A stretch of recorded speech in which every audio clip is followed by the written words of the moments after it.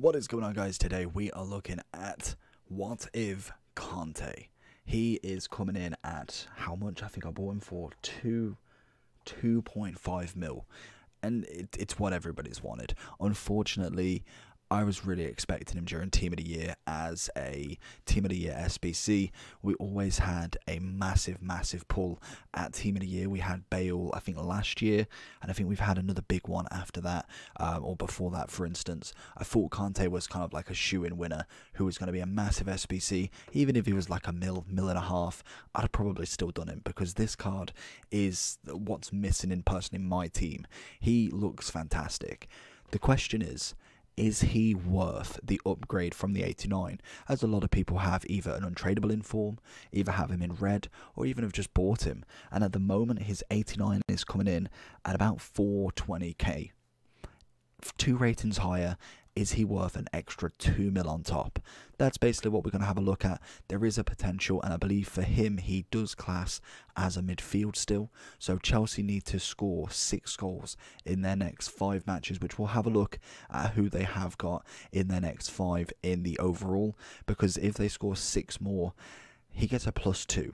So that, for me, is a huge one. If they do manage to do it, you're looking at a 93 rated Kante, and I feel like that will absolutely kill the price. It will go through the roof. You're looking at 3 mil plus to start with. Obviously, as it settles down, he will lose value, because overall there is going to be more players that do come out that necessarily rival this sort of card.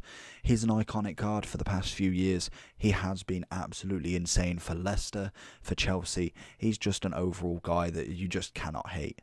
Good pace, shootings, it is what it is. He's a CDM more than anything. Passing, it's for what it is, like great short and long.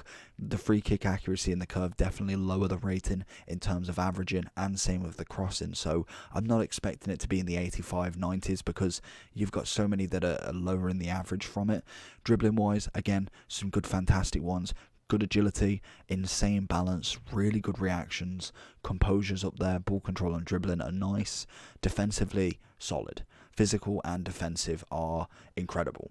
This card requires the heaviest of chemistry styles, and that is obviously going to be a shadow, which would turn him into 91 pace and also 95 defending, turn him into a 92 CDM, so nothing really massive on the upgrade of the overall, but you find it with these 90 plus cards.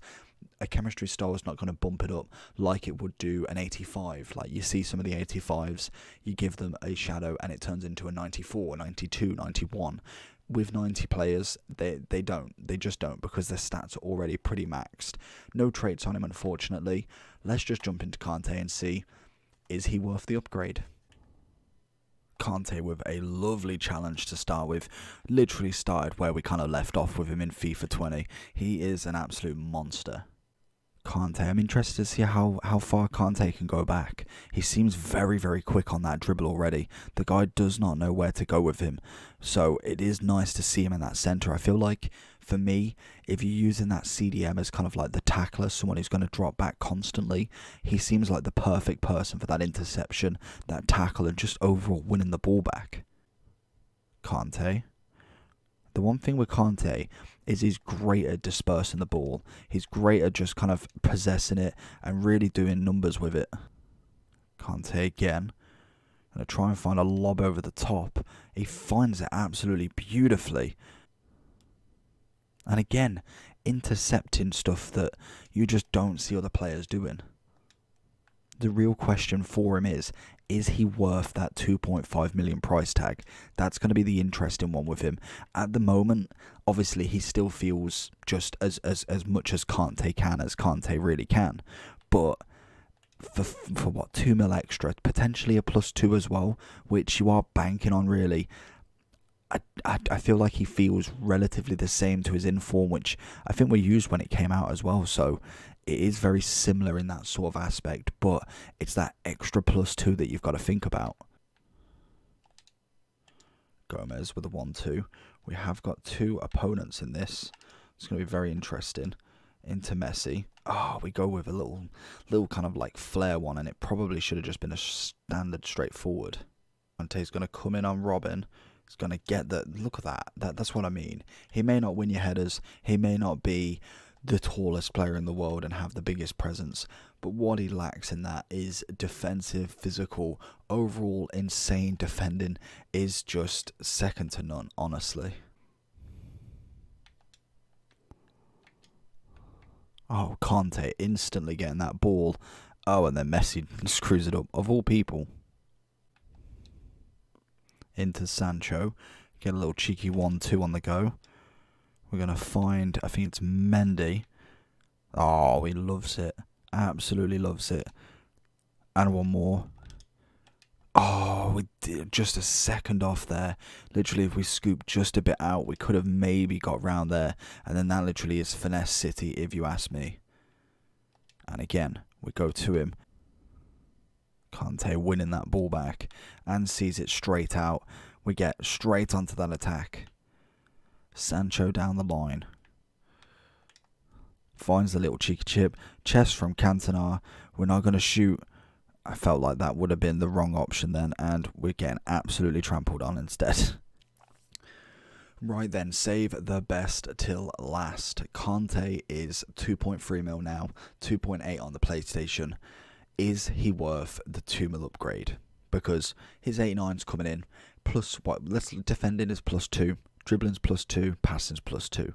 You've got a 4 on the physical, which is nice. A 4 on the shooting, not really too fussed about, and then a 3 on the pace, which again isn't going to do masses and masses. For me, he isn't worth the upgrade as a 91. The time he becomes upgradable to a 93 is where I then think potentially he could be worth it. I'm pretty sure if he does manage to get the upgrade, the price is going to go through the absolute roof. He will be extinct at 3 mil if they don't upgrade him, and I think he'll, if he was to go to 93, I think you could see him at 4 mil. I could be overestimating there, but I think this card genuinely could hit 4 mil if they do upgrade it beforehand. If they upgrade the price and then upgrade the card, you could genuinely see him up there. Obviously, I don't think he'll stay there. I think he will drop down eventually. We're going to get CDMs, we're going to get CMs that rival this card, and the cheaper they are, the better that people go for that supply instead. Whereas I think this card is fantastic.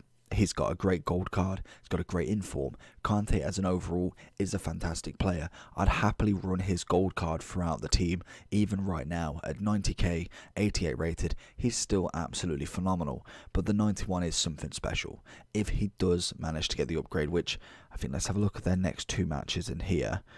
Okay, we've got 4. So we've got Man U, Liverpool, Everton, Leeds. Oh, that's a tough one then. I think for Man U, they could do it. They could definitely score a couple past Man U. I think for me as a Manchester United fan, we do concede goals. It's a standard. We always concede goals, and if they do manage to do us at Stamford Bridge, then there's an easy ticket. Liverpool at the moment is probably the best chance you've got in terms of scoring goals against them. Whether Werner's up for the task is the next question, but Liverpool is down and out at the moment. They're hitting, they're licking their wounds, they are ready to be scored on.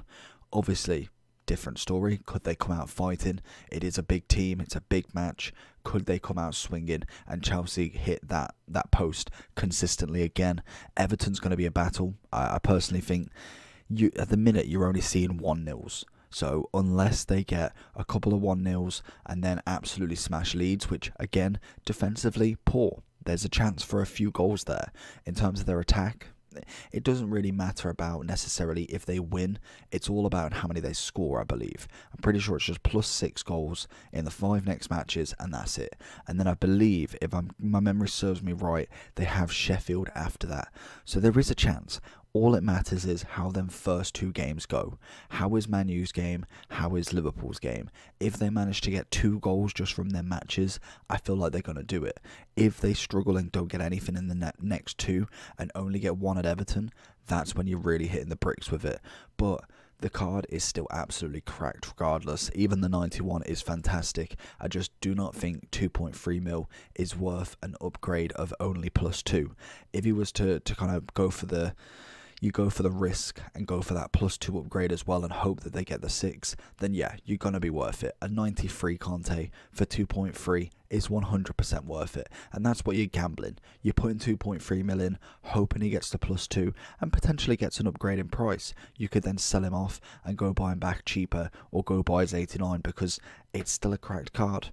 Overall though, obviously with the shadow added, he is a 92 CDM, sorry, and he is absolutely wonderful. He is a straight 10 out of 10 for me, and I think pretty much most versions of Kante are a 10 out of 10. They just hold so much weight in that CDM role. Fast, great strength, great tackle, and great recovery. Honestly, a wonderful CDM.